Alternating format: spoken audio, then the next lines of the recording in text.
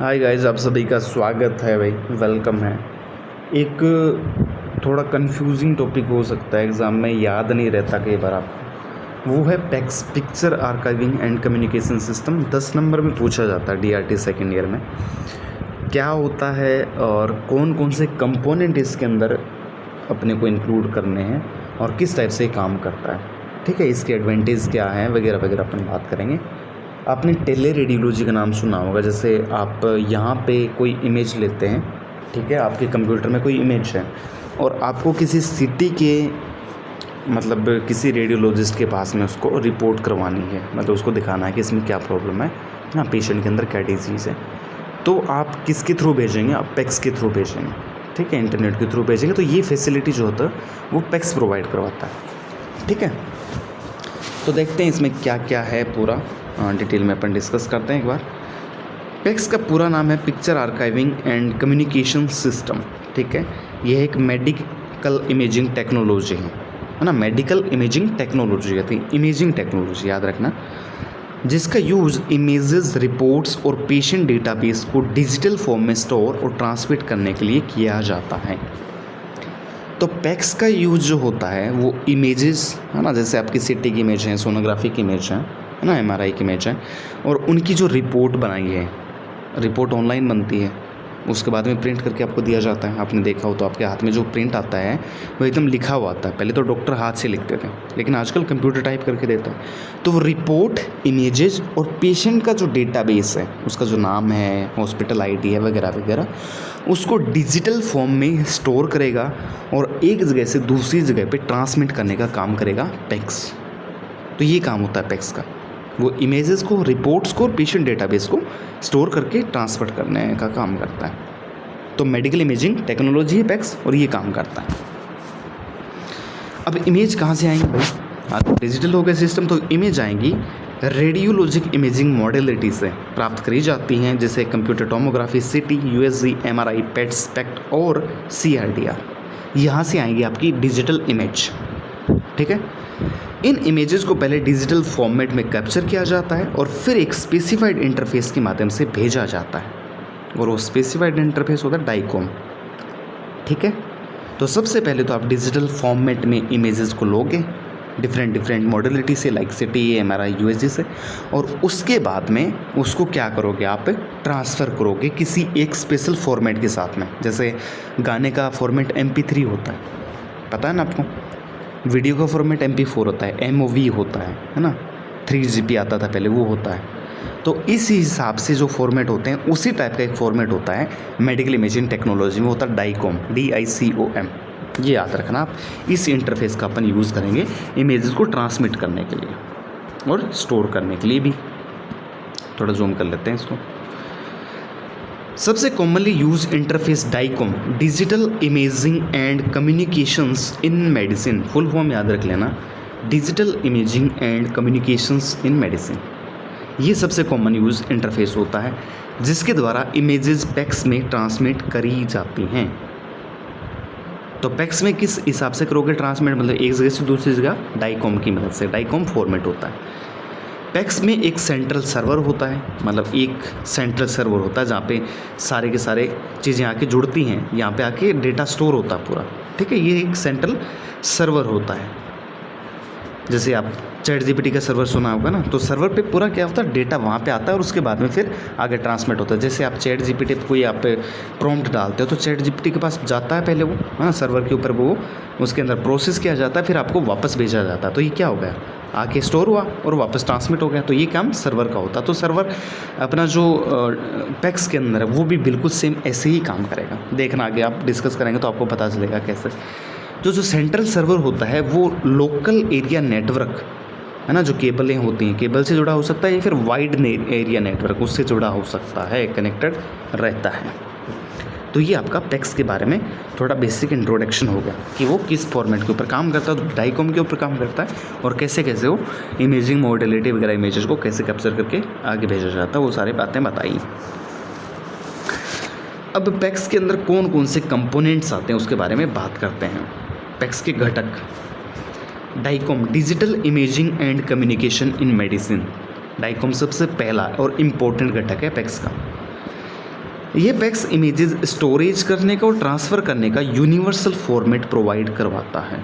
Universal मतलब आप कहीं भी किसी भी हॉस्पिटल के अंदर इन फॉर्मेट के अंदर इस फॉर्मेट के अंदर डाइकॉम फॉर्मेट के अंदर भेज सकते हैं। जैसे आप म्यूज़िक के डिफरेंट फॉर्मेट होते हैं ना, MP3 हो गया है ना, M4A होता है, ये फॉर्मेट हो गया है ना, MOR ऐसे करके भी ऑडियो के कुछ फॉर्मेट होते हैं। तो ऑडियो के तो डिफरेंट फॉर्मेट हैं, लेकिन मेडिकल इमेजिंग के अंदर जो ट्रांसमिट करने का जो एक जगह से दूसरी जगह इमेज है वो एक ही फॉर्मेट है और वो है डाइकॉम। इतना याद रखना ना, यूनिवर्सल फॉर्मेट है। सब पूरे दुनिया भर के जितने भी हॉस्पिटल हैं उनके अंदर अगर पैक्स कनेक्टेड है तो उसके अंदर ये फॉर्मेट काम में लिया जाएगा। सेकंड कंपोनेंट है डिजिटल एक्विजिशन मॉडलिटी। किससे आप डिजिटल इमेज लोगे? तो इसमें CT, USG, MRI, PET, SPECT, CRDR जैसे डिवाइस को शामिल किया जाता है जहां इमेजेस को डिजिटली कैप्चर किया जाता है। तो भाई ये जो डिवाइस होती हैं वो किसके लिए काम में जाती हैं? डिजिटल एक्विजिशन मॉडलिटीज़ के रूप में काम में ली जाती हैं। तो आपने क्या किया, एक फॉर्मेट उठा लिया यूनिवर्सल, उसके बाद में इमेज को कैप्चर कर लिया, सबसे पहला काम कर लिया। अब चलते हैं इस इमेज को भेजने का काम करेंगे। तो लोकल एरिया नेटवर्क, LAN या फिर वाइड एरिया नेटवर्क जो होता है, ये सभी पैक्स कंपोनेंट को आपस में कनेक्ट करने का काम करता है। आगे बात समझ। तो कनेक्ट करने का काम आपस में कौन कर रहा है? LAN या फिर WAN, और उसी के थ्रू इमेज जाएंगी और आएंगी वापस। ठीक है, तो सेकंड काम भी आप मान सकते हैं कि एक टाइप से इमेज का ट्रांसफ़र हो चुका है। आगे अब कहाँ गई ये इमेज? क्वालिटी वर्क स्टेशन के अंदर। तो थर्ड कंपोनेंट आ गया क्वालिटी वर्क स्टेशन। इससे टेक्नोलॉजिस्ट इमेजेस को मैनिपुलेट कर सकता है। मतलब आप रेडियोग्राफर हैं तो आप क्या करोगे? ब्राइटनेस कम ज़्यादा कर सकते हो, आपके पास इमेज आई तो बिल्कुल ठीक है। और पेशेंट के डेमोग्राफिक्स डिटेल को वेरीफाई करता है।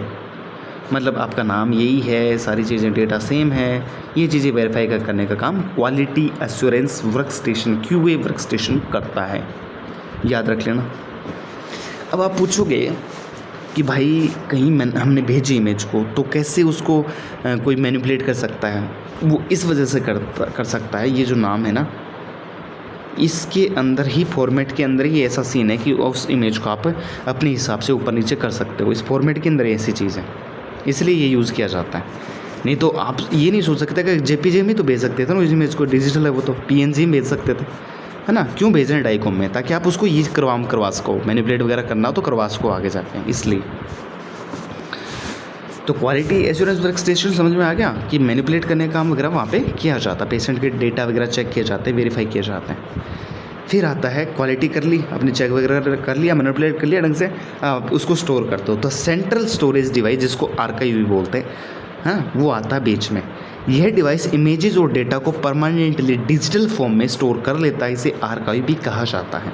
तो सेंट्रल स्टोरेज डिवाइस क्या करती है? डेटा को स्टोर कर लेता है परमानेंटली, ठीक है, आर्काइव कहा जाता है। डेटा स्टोर हो गया, अब आप रीडिंग वर्क स्टेशन पे भेज सकते हैं डेटा। इससे रेडियोलॉजिस्ट इमेजेस को रिव्यू करता है और उनकी रिपोर्ट बनाता है, इंटरप्रेट करता है।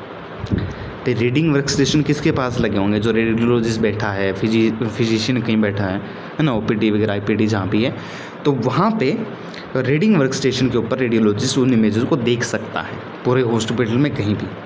ठीक है, उसने इमेज सर्च करी, पेशेंट का नाम डाला, उसके एक्स-रे डिपार्टमेंट में जाके सर्च किया, है ना, डाइकॉम के ऊपर देखा कि भाई हाँ ये रही इमेज, और ओपन कर लें। तो ये काम किस वजह से हो पा रहा है? ये सेंट्रल स्टोरेज के अंदर जब इमेज स्टोर हो जाती है उसके बाद में ये रीडिंग वर्क स्टेशन के थ्रू कोई भी डॉक्टर है वो कर सकता है।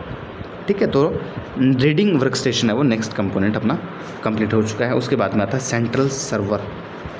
ये पैक्स का मेन सर्वर होता है जो कि LAN या फिर WAN से कनेक्ट रहता है और स्टडी डेटाबेस को मल्टीपल कंप्यूटर पर डिस्ट्रीब्यूट करता है ना, अलग अलग कंप्यूटर पर डिस्ट्रीब्यूट कर देता है। भाई आपके जो डेटाबेस देख लिया, अपनी इमेजेस हैं, रिपोर्ट हैं, उनको डिस्ट्रीब्यूशन करने का काम कर देगा ये। ठीक है, तो मेन सर्वर कौन है? Central server. चलिए अब स्टेप देख लेते हैं कि किस हिसाब से अपन किस स्टेप से काम करेंगे पैक्स के अंदर। ठीक है, कंपोनेंट देख लिए, अब स्टेप देख लो। इमेजेस को अलग अलग radiologic imaging modality like CT, USG, MRI, SPECT, CRDR से एक्वायर किया जाता है। तो सबसे पहले आप इमेज को क्या करोगे? इन सब चीज़ों से एक्वायर करोगे। क्वालिटी वर्क स्टेशन पेशेंट की डेटाबेस चेक करती है और इमेजेस को मैनिपुलेट और पोस्ट प्रोसेस का काम करती है। तो मैंने जैसे आपको कंपोनेंट पढ़ाए थे वैसे का वैसे यहाँ पे क्या हो रहा है, स्टेप्स चल रहे हैं भाई। पहले आपने इमेजिंग मॉडलिटी लेके उससे इमेजेस को ले लिया, और इमेजेस ले लेने के बाद में उसमें क्वालिटी वर्क स्टेशन के थ्रू जो डेटाबेस वगैरह है मैनिपुलेशन करना था वो सारा काम करवा लिया उस इमेजेस का। ठीक है, अब पेशेंट की यूनिक आइडेंटिफिकेशन डेटाबेस को दी जाती है, भाई ये फ़लाने पेशेंट की इमेज है, ये दे दिया आपने उस इमेज को। ठीक है, आइडेंटिफिकेशन दे दी। अब डाइकोम इंटरफेस इमेज को क्या करेगा, पैक्स आर्काइव के अंदर ट्रांसमिट कर देगा। तो डाइकोम क्या करेगा, ये करेगा आपका ट्रांसमिट करने का काम। डाइकोम फॉर्मेट याद है आपको, तो ठीक है, डाइकोम इंटरफेस इमेजेस को पैक्स में ट्रांसमिट कर देगा। आर्काइव जो होता है वो इमेजेस और डेटा को परमानेंटली डिजिटल फॉर्म में सेव कर लेगा, है ना। सेंट्रल स्टोरेज डिवाइस जो है आपकी वो सेव कर लेगी अब डेटा और इमेजेस को। डाइकोम इंटरफेस जो होता है वो इमेजेस को पैक्स रेडी वर्क स्टेशन तक भेजता है। आपको जो डाइकोम इंटरफेस होता है वो इमेजेस को कहाँ भेजता है, रीडिंग वर्क स्टेशन में भेजता है। पैक्स का जो रीडिंग वर्क स्टेशन है, जो आपके रेडियोलॉजिस्ट हैं, फिजिशियन हैं, उनके पास में भेजने का काम करेगा ये इंटरफेस डाइकोम, है ना। और इसी में स्टोर किया जाएगा और यही वर्क स्टेशन तक भेजने वाला, रीडिंग वर्क स्टेशन तक। रीडिंग वर्क स्टेशन पर रेडियोलॉजिस्ट इमेजेस को देखता है, रिव्यू करता है और इंटरप्रेट करता है। जब स्टडी रिपोर्ट हो जाती है तो पैक्स उसे रीड मार्क कर देता है कि भाई स्टडी वो कंप्लीट हो चुकी है। ठीक है, उसको रीड मार्क कर देगा कि ये वो स्टडी है, इस पेशेंट की स्टडी रीड हो चुकी है। Complete database image plus report जो है वो पैक्स के सेंट्रल सर्वर तक पहुंचा दी जाती हैं, है ना। दोनों चीज़ें पैक्स के सेंट्रल सर्वर पर चली जाएंगी अब, क्योंकि आपने क्या कर दी, उसकी रिपोर्ट बना दी है रीडिंग वर्क स्टेशन के तो रेडियोलॉजिस्ट ने, और इमेज तो अपने पास पहले ही थी, तो दोनों मिला के अब क्या होंगी, सेंट्रल सर्वर के ऊपर चली जाएंगी। पैक्स का सेंट्रल सर्वर लैन और वैन से कनेक्टेड होता है, बिल्कुल ठीक बात है, और इमेजेस व रिपोर्ट्स को रेफरिंग फिजिशियन या फिर अन्य कंप्यूटर के ऊपर डिस्ट्रीब्यूट करता है। भाई और किसी डॉक्टर को देखनी इमेजेस तो उनको भी वो कंप्यूटर पे मिल जाएगी। ठीक है, तो सबसे पहले इमेज ली, क्वालिटी एश्योरेंस वर्क स्टेशन पे जाके डेटाबेस वगैरह चेक किया और मैनिपुलेट किए, है ना। उसके बाद में डाइकोम इंटरफेस के थ्रू ट्रांसमिट कर दी उसको सेंट्रल सर्वर में, वहाँ पे जाके वो स्टोर हो गई। स्टोर करने के बाद में आपका जो डाइकोम इंटरफेस है उससे रीडिंग वर्क स्टेशन में भेजी, वहाँ पे रेडियोलॉजिस्ट वगैरह ने देखी और रिव्यू करके रिपोर्ट बना दी। रिपोर्ट को और इमेजेस को अपने कहाँ स्टोर कर दी, सेंट्रल सर्वर में, और सेंट्रल सर्वर जो जुड़ा होता है WN और लैन से, और इमेजेस को फिर आगे फिजिशियन तक भेज देगा। तो ये छोटा सा फ्लो होता है इसका, वर्क फ्लो। बाकी डायग्राम भी देख लेते हैं आप, थोड़ा सा आपको बेटर समझ में आएगा। चलिए डायग्राम में देखो, लेफ्ट साइड में देखो imaging modality CT, USG, MRI SPECT वगैरह आपको दिखाई दे रहे होंगे, नीचे CRDR वगैरह हैं। अब ये लैन से कनेक्ट हो सकता है, ठीक है, या फिर वैन से कनेक्ट हो सकता है, और इन सारी की सारी इमेजेस को डाइकोम इंटरफेस में चेंज करी है अपन ने, और डाइकोम इंटरफेस में चेंज करने के बाद में क्वालिटी एश्योरेंस वर्क स्टेशन भाई मैनिपुलेशन वगैरह करनी है, क्वालिटी चेक करनी है इमेजेस की, वहाँ पे अपन ने भेज दिया है। भेजने के बाद में उसको आर्काइव के अंदर थोड़ी टाइम के लिए या फिर परमानेंटली स्टोर कर लिया है। स्टोर करने के बाद में जो रेडियोलॉजिस्ट का या फिर कोई और, है ना, जो देखने वाला इमेज स्पेशलिस्ट है, उसने देखा, रीड किया वर्क स्टेशन पे, और करने के बाद में उसने रिपोर्ट बना दी, और रिपोर्ट कहाँ पे आ गई, सेंट्रल सर्वर के अंदर आके स्टोर हो चुकी है ना। फिर आगे वैन की हेल्प से अलग अलग कंप्यूटर के अंदर ट्रांसमिट करते। ठीक है, तो सेंट्रल सर्वर से जाके फिर वैन से आगे फिजिशियन या फिर मल्टीपल कंप्यूटर के अंदर चली जाएंगे। अब फ़ायदा क्या है ना, पैक्स को यूज़ करने का फ़ायदा क्या है उसके बारे में देखते हैं। तो picture archive and communication system के कई फ़ायदे होते हैं जो कि रेडियोलॉजी डिपार्टमेंट और पेशेंट केयर को बेटर बना सकते हैं, है ना। कई फ़ायदे हैं इसके यूज़ करने के। तो पैक्स जो होता है वो ट्रेडिशनल रेडियोलॉजिकल फिल्म की जगह लेता है, मतलब आप जो पुरानी फिल्मों का यूज़ करते आ रहे हैं प्रिंटिंग के लिए, वो सब हट जाएंगे भी यहाँ पे, क्योंकि डिजिटली पूरा काम होने वाला है। यानी अब फिल्म की ज़रूरत नहीं रहती, या फिर फिल्म लेस डिपार्टमेंट बनाया जा सकता है, कहने का मतलब। इमेजेस को एक्वायर करके डिजिटल फॉर्म में स्टोर, ट्रांसमिट और डिस्प्ले किया जाता है, इसलिए इमेजेस बार बार रिपीट नहीं करने पड़ते। भाई आपको बार बार इमेजेस लेने की ज़रूरत नहीं है। आप क्या कर सकते हो, आप एक बार में ही उसको एक्वायर करके और डिजिटल फॉर्म में स्टोर कर लोगे, तो फिर उसको बार बार आप क्या कर सकते हो, देख सकते हो, डिस्प्ले करवा सकते हो। पैक्स में हाई क्वालिटी डिजिटल इमेजेस मिलते हैं, है ना। डिजिटल सिस्टम इसलिए डिजिटल इमेज अच्छी मिलती हैं जिससे आसानी से मैनिपुलेट किया जा सकता है ना। जैसे कि जूम करना है भाई, डिजिटल चीज़ को तो जूम कर ही सकते हो, कॉन्ट्रास्ट एडजस्ट कर सकते हो आती आती। इमेजेस को सही क्रोनोलॉजिकल ऑर्डर में पेशेंट डेटाबेस के साथ में अरेंज किया जाता है, मतलब उसके नाम के हिसाब से अरेंज करना है ना। जैसे पी वाले नाम एक जगह पे आ गए, आर वाले एक जगह पे आ गए, तो इस हिसाब से उनको क्रोनोलॉजिकली कौन ऐड करता है, ये पेक्स काम कर देता है इसमें। पुराने और नए पेशेंट रिपोर्ट्स तब आसानी से एक्सेस मिल जाता है जैसे जल्दी इन्फॉर्मेशन मिल जाती है। जैसे कोई पेशेंट 2 साल पुरानी कोई उसकी रिपोर्टिंग हुई थी या फिर इमेजेस ली थी, उसकी आप अब फिर से क्या कर सकते हो, रिपोर्ट वगैरह देख सकते हो ना, एक्सेस कर सकते हो उस चीज़ को। पैक्स मल्टी मोडेलिटी इमेजेस को एक ही पेशेंट डेटाबेस में स्टोर करने की सुविधा देता है, जैसे सीटी, एमआरआई, यूएसजी, एक्सरे, सब की वगैरह, मतलब जितने भी इमेजिंग मॉडलिटी हैं उन सारी की सारी इमेजेस को एक पेशेंट डेटाबेस में आप क्या कर सकते हो, स्टोर कर सकते हो। ठीक है, मान के चलो कोई पेशेंट की यूएसजी भी हो रही है, एमआरआई भी हो रही है, सीटी, तो ये सारी की सारी आपको इमेज अलग अलग डेटाबेस में नहीं करनी, एक पेशेंट का डेटाबेस उठाओ, है ना, जिसकी है उससे रिलेटेड उसमें डाल दो। तो ये काम करता है पैक्स। इमेज को दूर बैठे कोई लोकेशन है जिसको रिमोट लोकेशन बोलते हैं, उस पर भी देखा जा सकता है, जैसे टेलीरेडियोलॉजी पॉसिबल हो पाती है। मैंने आपको टेलीरेडियोलॉजी सबसे पहले बताई थी। तो टेलीरेडियोलॉजी किसकी वजह से पॉसिबल है, आपकी पैक्स की वजह से पॉसिबल है। इमेजेस और रिपोर्ट्स तक इंस्टेंट और इजी एक्सेस मिलता है, जैसे समय और मेहनत दोनों बचते हैं। भाई आप इमेजेस और रिपोर्ट्स है वो इन हैंड, मतलब डॉक्टर बोलता है कि जाओ लेके आओ, तो आप जा रहे हो नीचे, धीरे धीरे रेडियोलॉजी डिपार्टमेंट में पेशेंट के या वार्ड बॉय कोई जा रहा, तो अपने को इंस्टेंट नीड थी देखने की भी पेशेंट को मेरे को अभी देखना है, और आप नीचे गए 15 मिनट आपको लगे, तो क्या मतलब रहा आप है। इसलिए ये क्या करता है, फिर आपको कंप्यूटर में तुरंत इमेज दे देता है, तो टाइम और मेहनत दोनों बच गई।